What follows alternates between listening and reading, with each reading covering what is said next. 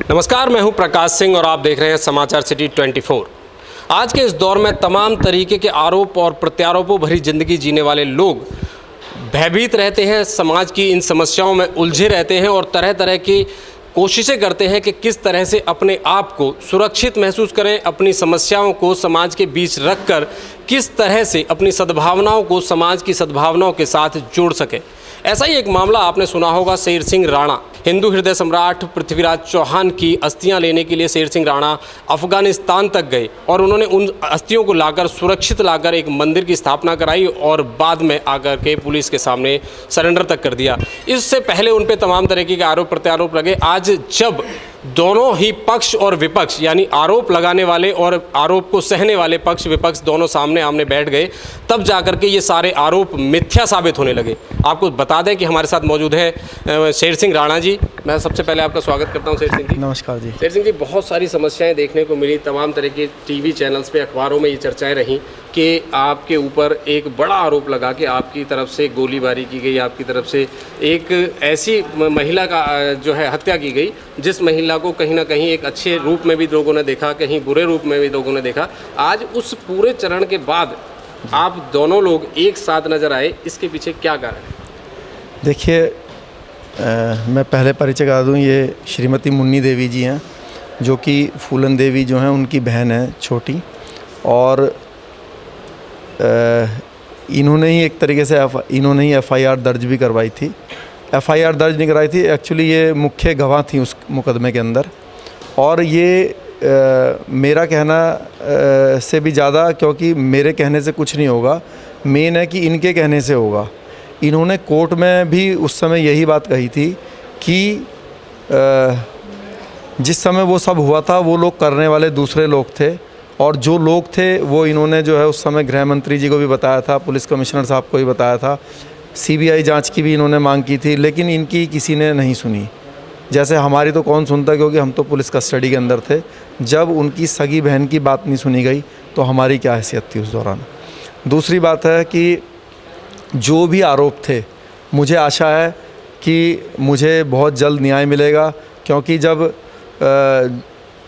जो सच असली जानती हैं, जब वो हमारे साथ हैं, उन्होंने कोर्ट में भी सच बात बताई थी, और अगर आज आप भी पूछेंगे तो आपको भी सच बात बताएंगी।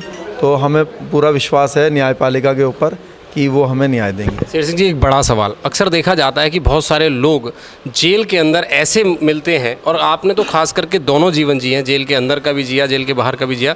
ऐसे काफ़ी लोग मिलते हैं जो पुलिस की छोटी मोटी कमियों की वजह से जेल के अंदर चले जाते हैं और उन्हें समाज की बड़ी प्रताड़ना झेलनी पड़ती है। तो क्या कहेंगे आप इस सिस्टम के बारे में?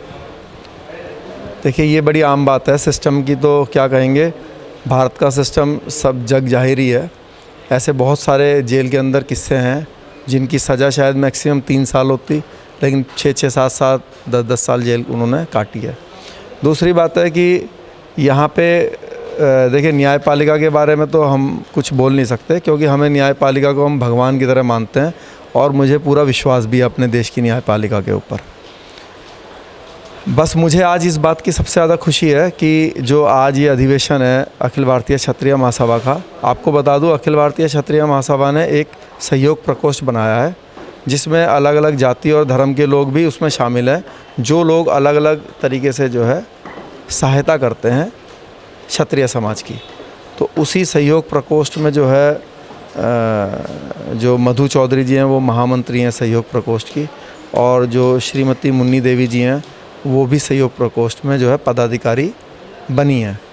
तो मुझे तो जानकारी नहीं थी, जब यहाँ पे आए तो यहाँ पे देखा कि भाई मुन्नी देवी जी भी हैं यहाँ पे, तो एक पहले मुझे लगा कि भाई पता नहीं कैसा रिएक्शन होगा, क्योंकि हमारी तो मुलाकात नहीं हुई है, बस कोर्ट में ही तब देखा था।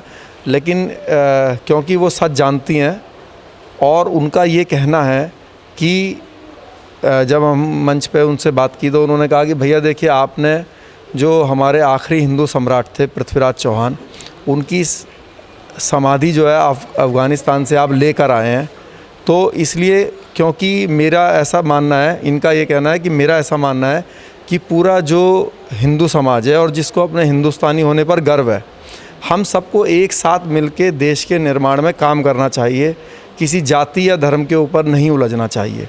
क्योंकि हम सबसे पहले भारतीय हैं।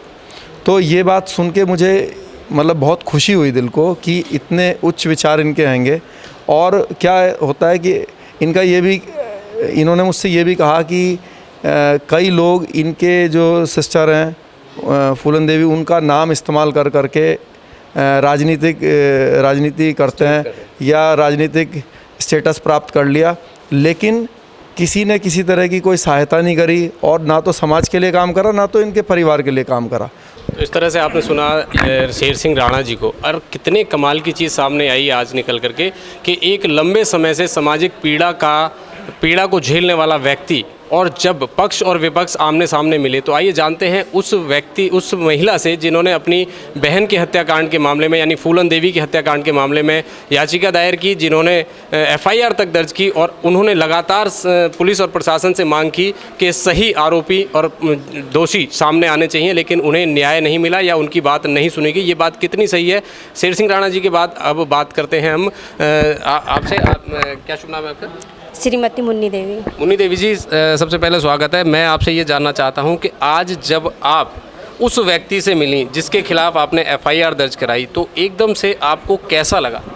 देखिए, पहले एकदम से नहीं मिले। हमारा इनका रिश्ता, दीदी जिंदा थी 5 साल तक था, पूछ लो सामने, भाई की तरह आना जाना। हमने कभी इनको मानी नहीं कि इन्होंने हत्या की है।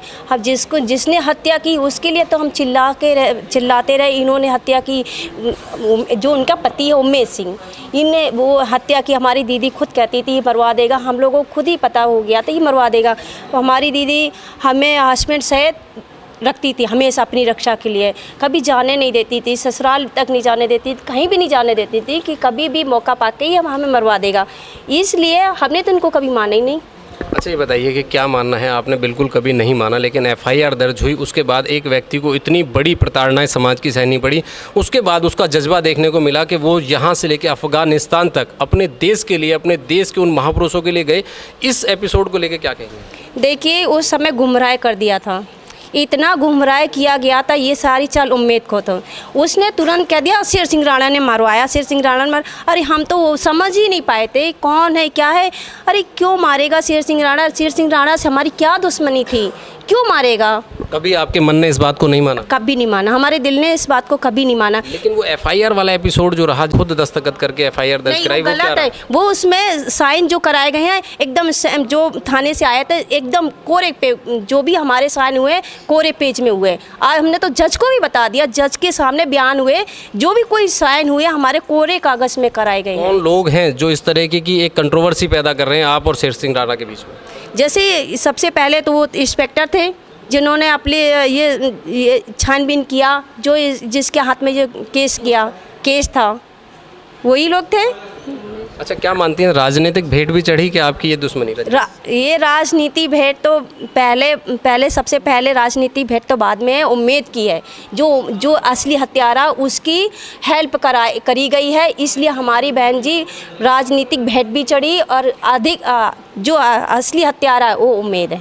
क्या चाहती हैं आप आज समाज से, आज सिस्टम से, आज कानून से, आज देश के मुख्यमंत्री प्रधानमंत्री से कि क्या होना चाहिए आज के बाद?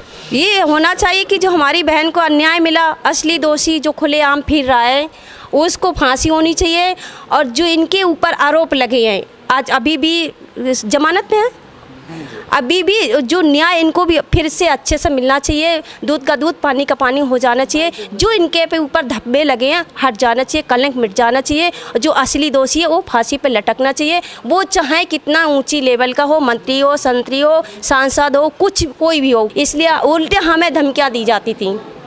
किस तरह की धमकी आपको? कि अगर फूलन के बारे में न्याय के लिए मांगेगी तो तेरी भी हत्या करवा देंगे। तो मैंने तो खुलेआम ऑफर कर दिया था, मरवा दो, हम तो जीना ही नहीं चाहते हैं। हमारी बहन की भी हत्या करा दी, हमारी भी हत्या करा दो, हमें तो जीना ही नहीं है। अच्छा, पुनः एक बार पूछना चाहूँगा कि आज अचानक आप जब मिले, उसके बाद में आप दोनों के सामना होने के बाद आपके मन में कहीं कोई द्वेष, कहीं कोई खोट इसलिए नहीं था चूँकि पहले से आपके बीच में कहीं कोई रंजिश? कोई भी नहीं था, हमारे पहले से कुछ था ही नहीं, तो क्यों रंजिश रहेगा? अच्छा, ये बताइए कि क्या कोई दबाव, कोई राजनीतिक दबाव, कोई किसी तरह का प्रेशर, उसमें तो नहीं बोल रही आप? इस किसी माई की हिम्मत नहीं है माई लाल की मुझे खरीद ले मारे पैसों से और मारने से। ये खड़ी हूँ, खुल के मार के दिखा दे कोई। अच्छा, आपने इस तरीके से देखा कि किस तरह से मुन्नी बाई ने आज एक इतने लंबे समय पुरानी विवादित जो स्थिति थी, बारंबार ये कहा जा रहा था कि शेर सिंह राणा ने फूलन देवी की हत्या की और जिस नाम से एफआईआर दर्ज कराई गई, साफ तौर पे मुन्नी देवी ने आज इस बात को कबूल किया है कि मुन्नी देवी ने कभी भी शेर सिंह राणा के खिलाफ कोई मुकदमा दर्ज नहीं किया, कोई न्याय की मांग नहीं करी।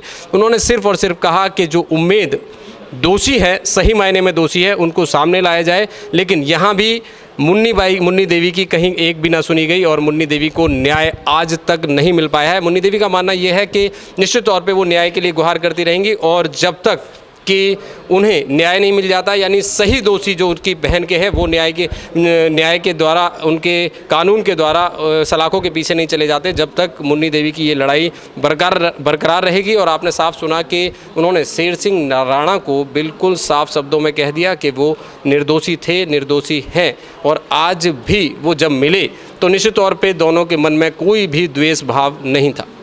आखिर ये सब क्या है? कानून ऐसी हरकतें क्यों करता है? कानून के रखवाले क्यों पर्दा डाल देते हैं किसी भी एक सियासत के दबाव में आकर के, सफ़ेद पोशों के दबाव में आकर के, जिससे समाज को न सिर्फ ऐसी मिथ्याओं का सामना करना पड़ता है बल्कि एक अच्छे खासे परिवार में स्थितियां खराब हो जाती हैं, जिसका सामना करना पड़ा शेर सिंह राणा को। समाचार सिटी 24 की ताज़ा तरीन खबरों के लिए आप हमारे साथ यूं ही बने रहिए।